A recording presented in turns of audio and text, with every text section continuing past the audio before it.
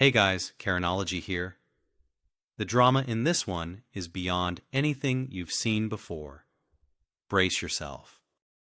They say justice is slow, but I've found it moves faster when you know where the bodies are buried. The morning they arrested Karen Doyle, the self-proclaimed queen of our peaceful little neighborhood, it was raining. Not the gentle kind that smells like spring and nostalgia, but the cold, ugly kind that seeps through your boots and reminds you of everything that's gone wrong. I stood on my porch with a cup of coffee that had gone cold, watching as the squad car took her away. Her floral blouse clung to her arms like wet wallpaper. She didn't look so mighty then, not without her clipboard, her minions, or her smirk. Just a woman who finally pushed too far. But I'm getting ahead of myself. My name's Greg Harper. I'm 61, retired police investigator, married 38 years to a woman I nearly lost over a fight I didn't ask for. We moved to Chesterville last year, into a house our late son, Mark, once dreamed of owning. He was a firefighter, brave, stubborn, and gone too soon. His ashes rest beneath the old oak tree in the backyard. Buying this place wasn't just real estate. It was remembrance. The neighborhood looked perfect. Well-kept lawns, quiet streets, and the kind of folks who wave from their porches. It reminded me of 1970s small-town America, when neighbors brought you pies instead of lawsuits. But behind the trimmed hedges and holiday flags lurked something mean. The Homeowner Association. Now, I've dealt with all sorts of people in my career. Con men, liars, even a guy who tried to fake his own death, using a mannequin and fireworks. But nothing prepared me for Karen. She was the kind of woman who wore perfume thick as her lipstick, always smelled of lavender and spite. Mid-50s, always overdressed for neighborhood walks, with a smug smile that said she ran things, and she did in her own way. President of the Homeowner Association, and proud of it. Our first run-in was about a flag. I hung a small banner on our porch in honor of Mark, just his badge number, and a line that read, "Never Forgotten." Karen showed up with a brochure in one hand and a citation in the other. Unauthorized signage, she called it. I laughed. She didn't. Rules are rules, Mr. Harper. I told her I'd take it down when hell froze over. That was the start of it. The letters came first, then the fines, then the threats about liens and legal action. All signed with her immaculate handwriting and those ridiculous little smiley faces next to her name. She treated the Homeowner Association like her personal fiefdom, and us, we were peasants. Linda, my wife, begged me to let it go. "We came here for peace," she said, tears brimming in her eyes. "Please, Greg, don't stir it up." But I couldn't let it slide. I'd seen people like Karen before. Give 'em an inch, and they'll build a kingdom on your spine. One day, a neighbor named Joe dropped by. Friendly guy, mid-40s, wore a lot of khaki. Said he was new to the HOA board and just wanted to get to know folks. He brought lemon bars, Linda's favorite. We sat on the porch, talked about lawnmowers, football, the usual. He asked questions, though. Too many. About the flag, about my time in law enforcement. Said things like, "You seem like the kind of guy who's not afraid to stand up for what's right." Something about him itched at me, but I let it be. A week later, I got a notice in the mail. An official-looking envelope with an order to appear. It accused me of harassment, said I'd been intimidating neighbors, that I'd threatened Karen. It even had a copy of a warrant. And here's the kicker. It had my old signature at the bottom, except I never signed it. My stomach turned cold. Someone had forged an arrest warrant, using a scan of my signature from the days when I was still in uniform. That wasn't just dirty. That was criminal. I went to Linda, showed her the papers. She looked at me like she didn't recognize who I was. "Greg, did you?" she whispered. And in that moment, I felt more alone than I had in years. Something snapped in me then, the kind of snap that doesn't make noise, but echoes for the rest of your life. I poured a second cup of coffee, sat in the dark, and stared at that fake warrant. They wanted a fight, they got one, and I don't lose. The next morning, I woke up before dawn. Couldn't sleep. The house was quiet except for the soft hum of the fridge and Linda's gentle breathing down the hall. I stood by the kitchen window, looking out at the yard. The grass sparkled with dew, and the oak tree stood tall, steady. I ran my fingers along the worn edge of Mark's badge, mounted in the wooden frame by the sink. I remembered how he used to run through the backyard in his little red boots, chasing fireflies like they owed him money. That memory burned warmer than my coffee. I needed to know how far this rabbit hole went. If someone could forge a legal document under my name, what else were they willing to do? That wasn't just overreach. That was weaponized bureaucracy. I still had a few contacts at the county office. Old friends. People who hadn't forgotten what it meant to serve the public, not lord over them. I started with Martha, a paralegal I used to work with back in the day. She answered on the second ring. "Greg Harper, you old mule," she said, her voice like gravel and honey. "What hole did you crawl out of?" The kind that smells like lavender and passive aggression," I said. "I need a favor." She agreed to meet me after hours. Said she'd dig around the permit and complaint logs. "But if I lose my job over this," she warned, "you're buying me dinner every Friday until I retire." I chuckled. Deal. That night, I met her in the staff parking lot, behind the county records building. She slid into the passenger seat of my old truck, like we were in a spy movie. She handed me a folder, thick with copies. "These aren't just complaints, Greg. They're patterns.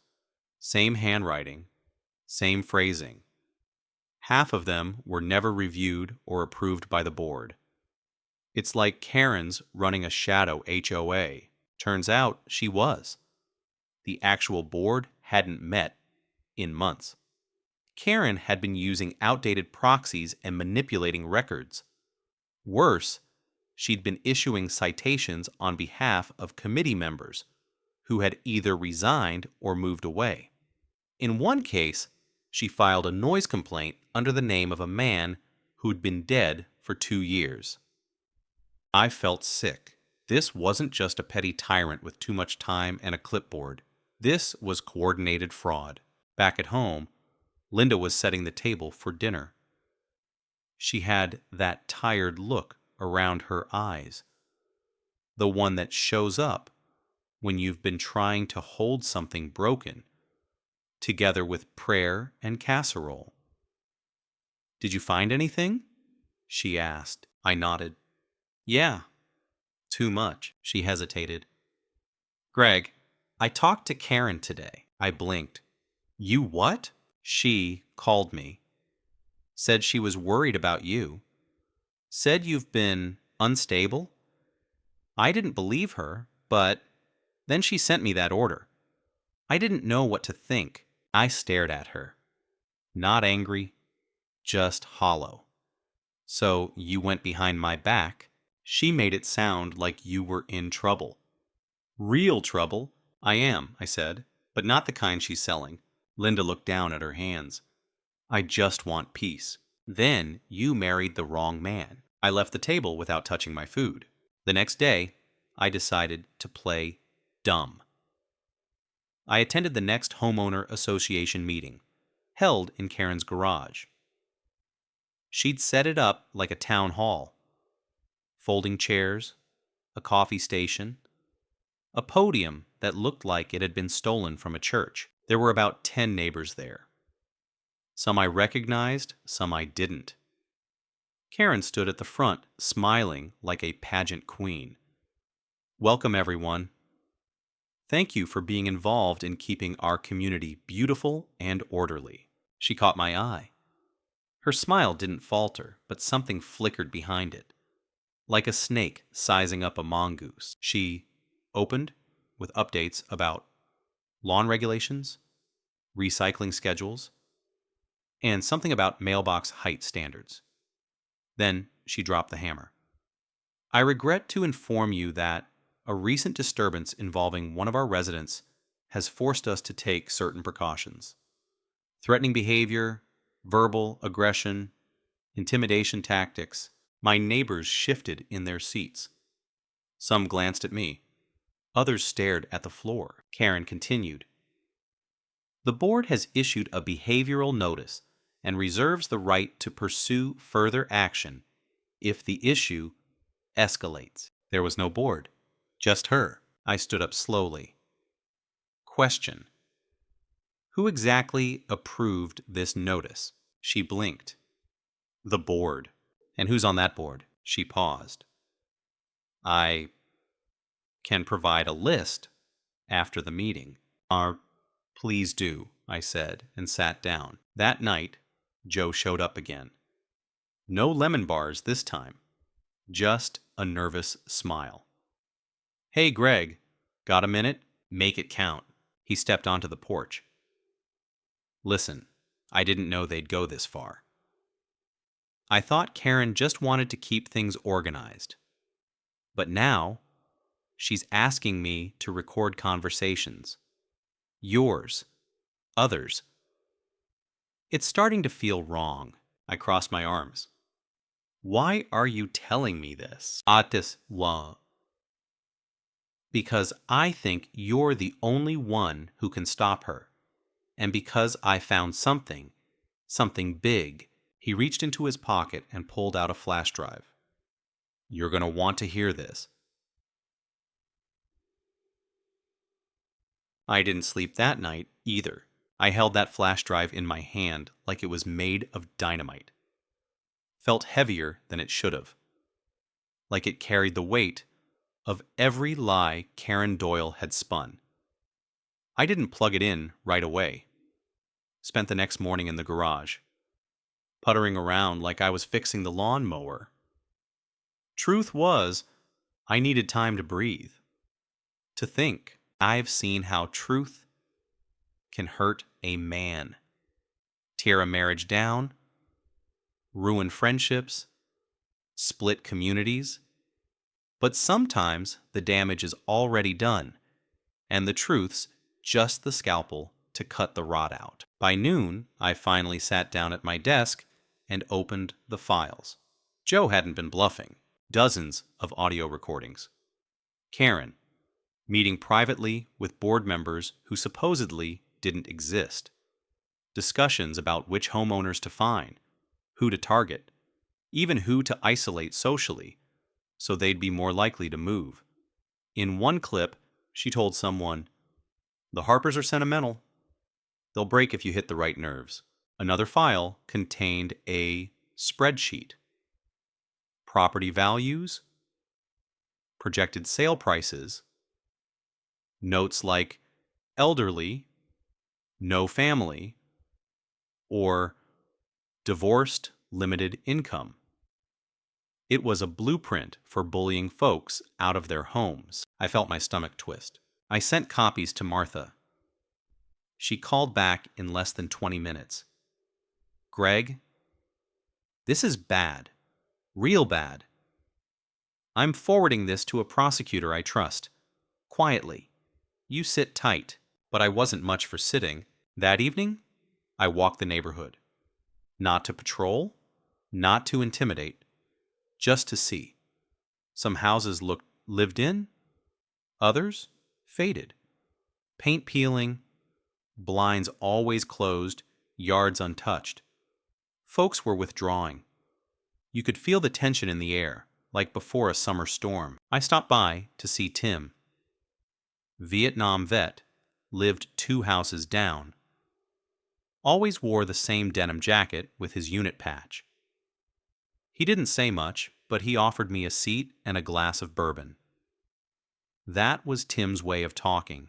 When I told him what I'd found, he let out a long breath. I tried to fight her once. About my flag. Thought it was just a misunderstanding. Next week, I had a fine, a letter from a lawyer, and my mailbox smashed. I asked if he'd go on record. He nodded. Someone's gotta. The next day, I drove to the county office. Met with the prosecutor Martha had mentioned. Tara Hansen. Younger than I expected. Smart, sharp, and no nonsense. I laid out the files, the forged documents, the audio, the spreadsheet. She leaned back in her chair, arms crossed. You know what you're sitting on, Mr. Harper? A powder keg. She nodded. Give me 72 hours.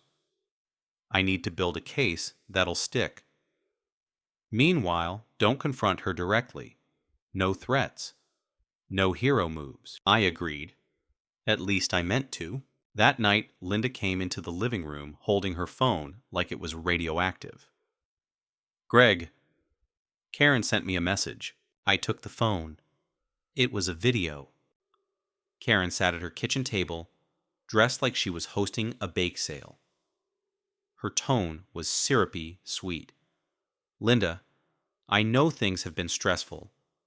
I want you to know I never meant to cause trouble.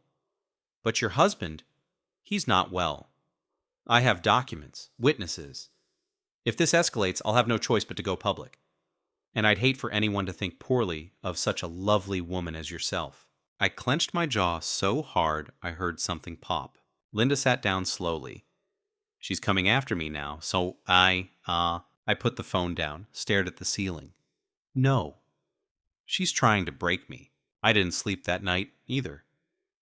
Instead, I sat at the kitchen table, writing everything down. Every incident.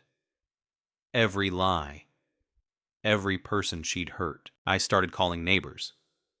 Some slammed the door in my face. Others listened. A few, like Tim, agreed to help. One woman, Margaret, said her daughter had moved away because of the HOA harassment. Another had lost her job after Karen reported her home business for zoning violations. I put together statements, affidavits, digital backups. I drove them to Tara myself. She reviewed everything. Expression unreadable. This is enough to move forward, but we'll need timing, strategy. Just tell me when. That night, as I returned home, I noticed a car parked across the street. Not a neighbor's. Inside, a figure sat with the engine off, lights out. They knew I was fighting back. Let them watch. Let them know I'm not backing down. The following days passed like a slow drumbeat, each hour thudding heavier than the last. Tara said we were close. Another day or two, she'd promised. But in my gut, I knew Karen wouldn't wait quietly. People like her don't sit idle while their house of cards trembles. They push harder, dirtier, louder. I kept a low profile, at least on the surface. Cut the grass. Sat on the porch with Linda, who barely spoke anymore. We shared space like strangers on a long bus ride. Still, she brought me coffee in the mornings. Still folded my shirts. There was love there. It was just buried beneath layers of fear and uncertainty. I hoped I could dig it out again when this ended. If it ended. On the third day, it happened. I was in the shed, organizing tools that didn't need organizing, when I heard tires screech outside. Not the lazy crawl of a delivery truck. Something urgent. I stepped out and saw 2 squad cars parked across the street. Uniformed officers stood near Tim's porch. One of them knocked. The other looked nervous. I walked over slowly, hands in plain view.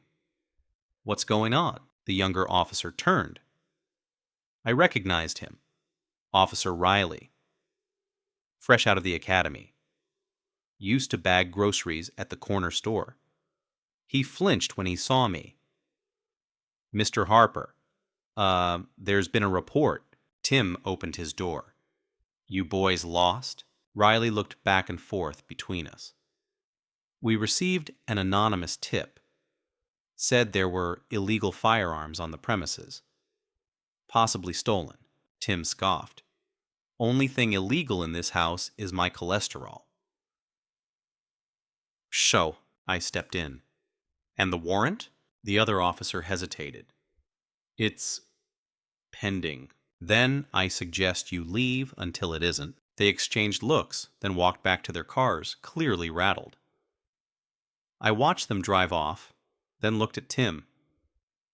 He nodded once, jaw clenched. "She's escalating," I said.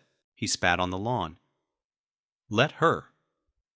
I've seen worse in noms, but I knew this wasn't about bravery. It was about pressure. Psychological warfare. Karen was trying to isolate me, turn neighbors against each other, and maybe, just maybe, bait me into making a mistake. Later that evening, I found Linda sitting on the edge of the bed, staring at her phone. "What is it?" I asked. She didn't look up. "There's a thread online. A neighborhood group. They're calling you dangerous, unstable, saying you threatened people. There's even a doctored clip of you yelling, something you never said." My throat tightened. "She's turning public opinion," Linda whispered. "Greg, what if they believe her?" "So I sat beside her. Then we show them who she really is." That night, I met Joe in the old maintenance shed behind the community pool. Neutral ground. He brought another drive, this time with emails. Dozens of them. Between Karen and a real estate agent named Maddie Lawson. Discussions about pushing certain residents to sell. Coordinated efforts to devalue properties. In one thread, Karen joked, "We'll make them want to leave, then flip it for double." This wasn't just power mongering. It was organized fraud.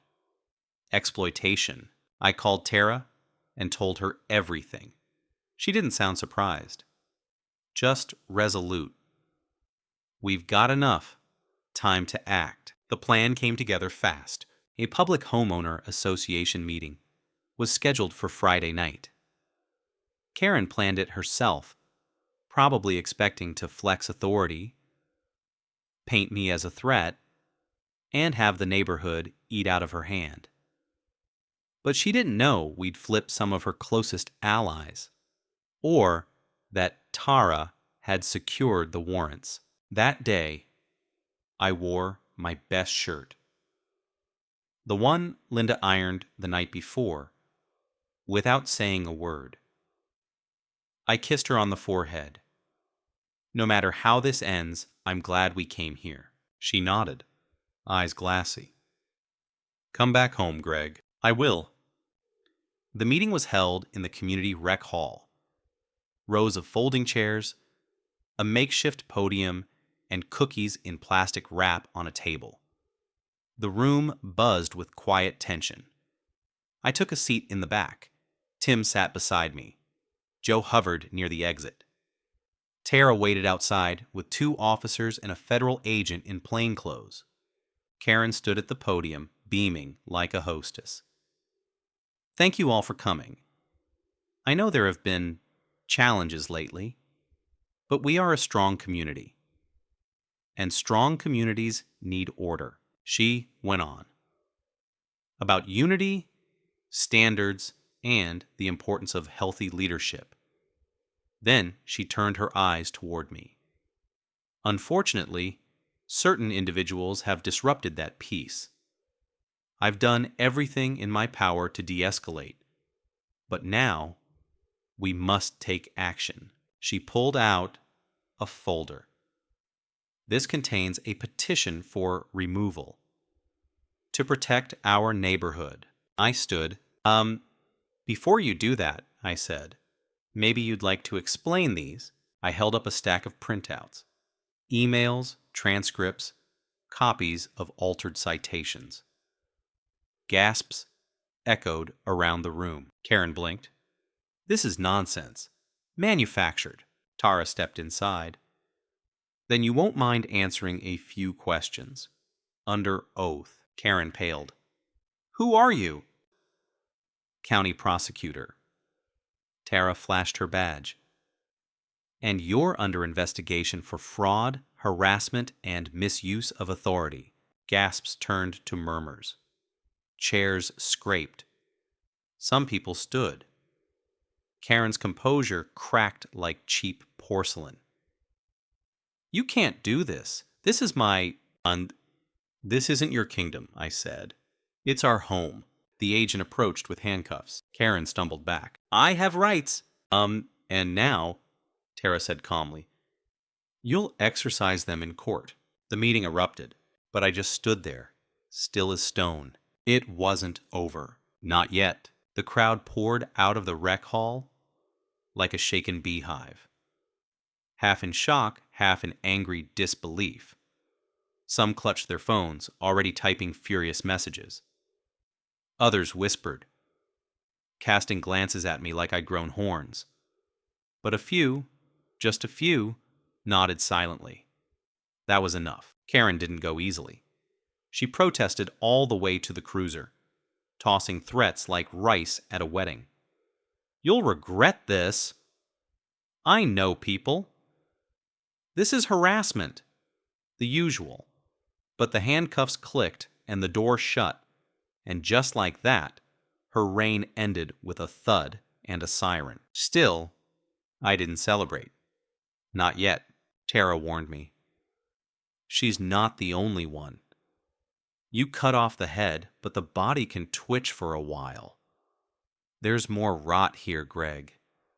And I think you already know it. She was right. The next day brought a strange calm. The sun was out. Kids rode their bikes again. Lawnmowers buzzed like nothing ever happened. But I knew better. It was the eye of the storm. Linda made me pancakes. She didn't say much, but when she poured my coffee, her hand lingered on my shoulder. No words, just warmth. And that meant more than anything. Later that afternoon, I got a call from Joe. Achuts, they're coming after me now, he said. Someone keyed my car. I found a dead squirrel in my mailbox this morning, and I think they've been watching my house. Stay put, I told him. You're not alone. That night, I reviewed every file again. This time, looking for patterns. Names, connections, breadcrumbs Karen might have left. And sure enough, it all pointed to one person. Glenn Reeds, president of the county-wide Homeowner Association Council. Smiling face, polished suit. The kind of man who shakes your hand with one hand and pickpockets with the other. I'd met him once at a local fundraiser. He'd complimented my boots, then asked if I believed too much. Freedom leads to chaos. I didn't like him then. Liked him even less now. Turns out, Glenn wasn't just watching from a distance. He'd been feeding Karen tactics, providing cover, and reaping the profits from flipped properties through a network of shell buyers. And he wasn't operating alone. Maddie Lawson, the real estate agent from the emails, was his niece. This wasn't just a neighborhood scam, it was systemic. I called Tara. "We need to go higher," she sighed. "You're reading my mind." That night, the silence in our house felt different. Not heavy, just paused, like a breath being held. Linda sat beside me on the couch, knitting. Her yarn kept snagging, but she didn't complain. Finally, she said, "I'm proud of you, Greg, even if it scares me." "I'm scared too," I admitted. But that's never stopped you before." I kissed her hand. "Not when it matters." The next few days were a flurry of coordination. Tara brought in a state investigator. They started freezing assets tied to Glenn's real estate operations. Maddie's license went under review. Subpoenas were being prepared. I helped where I could. Background checks, phone calls, even a quiet chat with the local news editor, who'd always owed me a favor. The goal wasn't just to take them down. It was to expose the entire operation. And then came the breaking point. Joe disappeared. He didn't answer calls, texts, nothing. His mailbox overflowed. His car sat untouched in the driveway. I knocked. No answer. When I peeked through the front window, the lights were on, but the house was still. I called Tara. "We got a patrol car over. They found the back door ajar. No sign of struggle. No Joe." But on the kitchen table was a manila envelope with one word scrawled in red ink. Stop. Inside. Printed photos. Me and Linda. Joe. Tara. Our houses. Our routines. One shot of me in the backyard, watering Mark's tree. It had a crosshair drawn over it. I felt the blood leave my face. That night, I didn't sleep. Couldn't. I sat on the porch with an old revolver in my lap, and the weight of every decision I'd made pressing down like summer heat. Linda stood behind me for a moment, then silently brought me a blanket. I held it together. For her. For Mark. For every neighbor too scared to speak. The next day, the headlines hit. County HOA president under investigation for racketeering. Whistleblower missing amid scandal. Homeowner uprising shakes. Quiet suburb. And just like that, the story became bigger than our block. Bigger than Karen. It reached people who'd never heard of Chesterville, but knew exactly what it meant to be pushed too far. Still, I didn't feel relief. Not until I found Joe. It was Tim who spotted him. 2 towns over, holed up in an old motel. Shaken but alive. He'd gotten spooked. Someone had followed him, cornered him at a gas station, threatened him. He ran. We brought him back under protection. Tara got him a secure statement session. Joe cried the whole time, and when it was over, he hugged me like a brother. "Thank you," he whispered. I squeezed his shoulder. "We're not done yet." And we weren't. The head of the snake was exposed. Now came the hard part, cutting it clean off. The calm before the storm didn't last. Just 2 days after Joe returned, someone slashed the tires on Tara's car. A rock was thrown through her office window. Her assistant found a dead crow on her doorstep, wrapped in caution tape. These weren't warnings anymore. They were declarations. Tara didn't flinch. I've dealt with worse than bullies in suits, she said, voice like steel wrapped in velvet. They want a war? Good.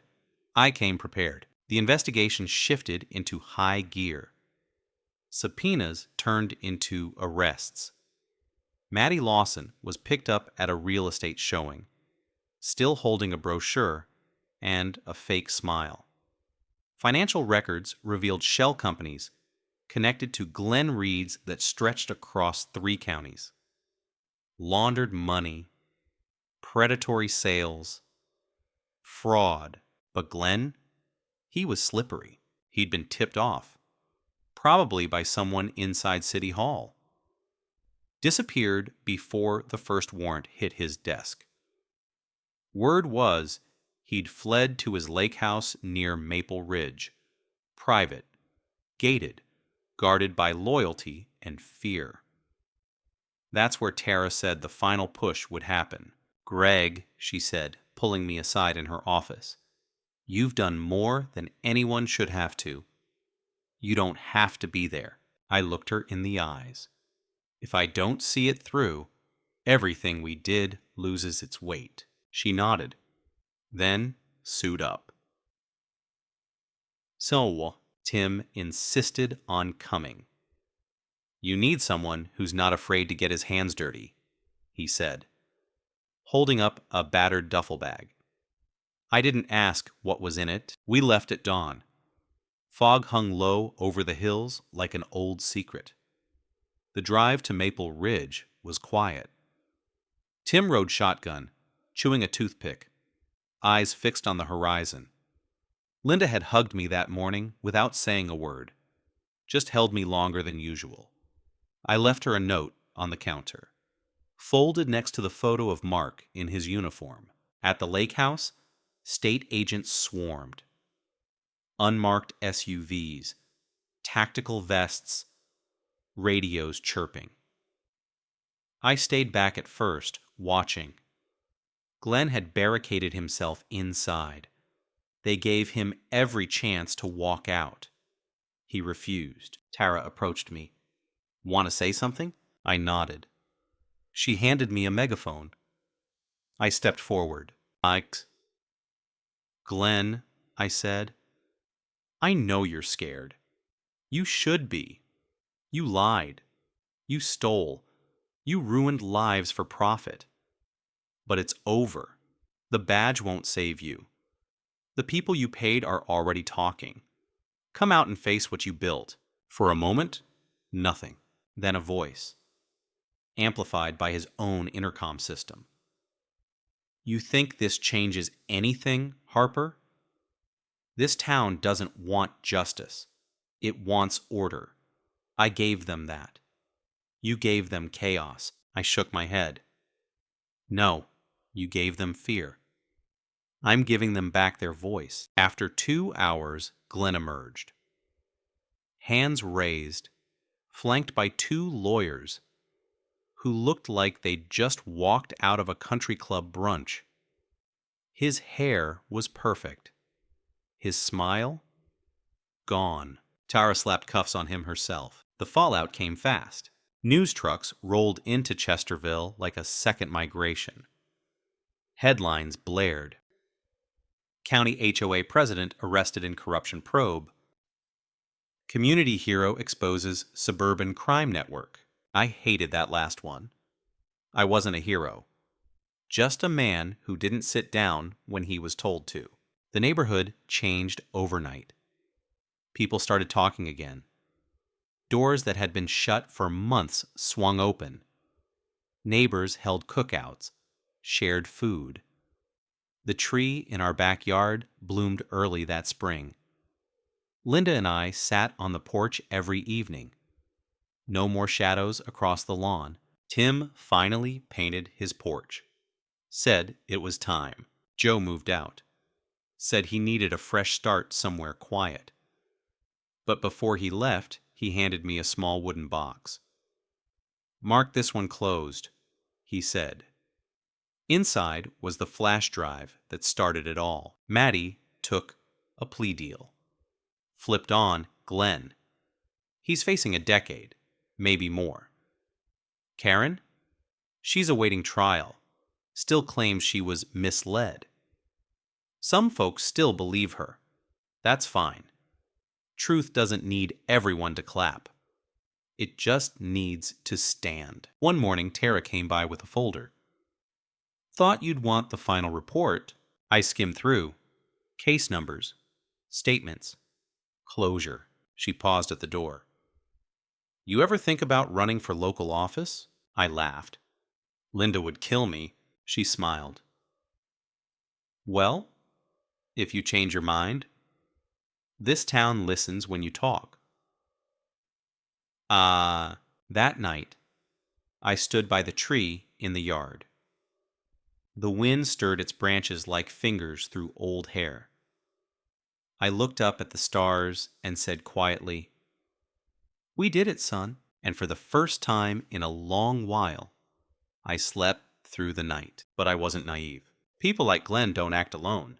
And sometimes snakes grow back their heads. Spring melted into summer. Chesterville breathed easier now. The morning walks were longer. The porch lights stayed on later. And people smiled without checking over their shoulders first. For the first time since we moved here, it felt like a place worth staying in, not just surviving. Linda planted new flowers in the yard, lavender and daisies, her favorites. I rebuilt the fence out back, the one Karen had once cited me for being 2 inches too tall. I added 3 more inches just because I could. We even put out a new flag for Mark, crisp and clean, fluttering proudly beside the porch swing he used to jump from as a boy. And yet, I still felt something unsettled. Not fear, not guilt, something else. A hollowness. The kind that comes after a long battle when the adrenaline wears off and you're left alone with silence. I kept waiting for another shoe to drop, another shadow to stretch across our peace. But none came. Tara stayed in touch. She'd send updates now and then. Court dates, statements, hearings. Glenn's trial was set to begin that fall. Karen's too. The town had moved on, but justice, like molasses, moved slow. Joe sent a postcard from Oregon. Said the rain there reminded him of our fight.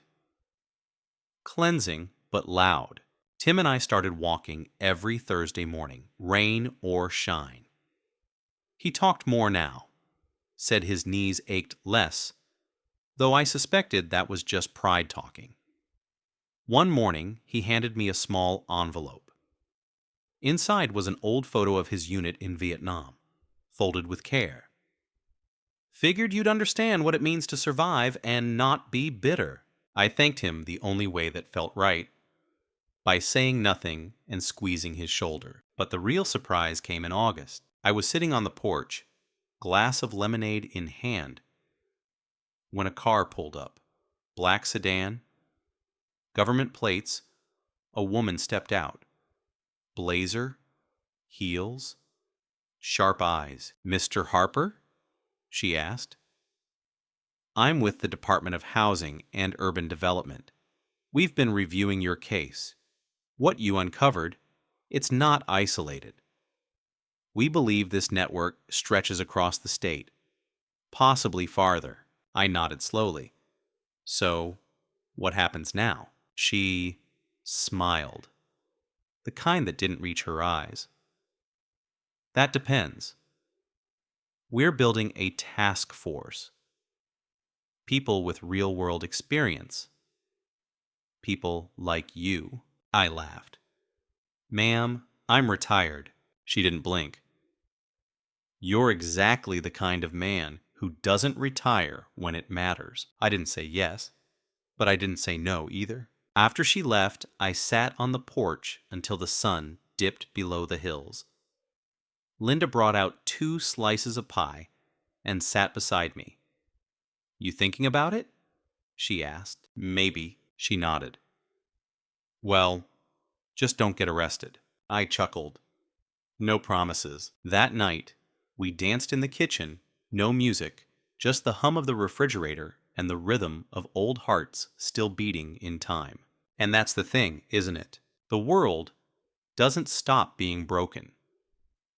People like Karen and Glenn don't just vanish forever.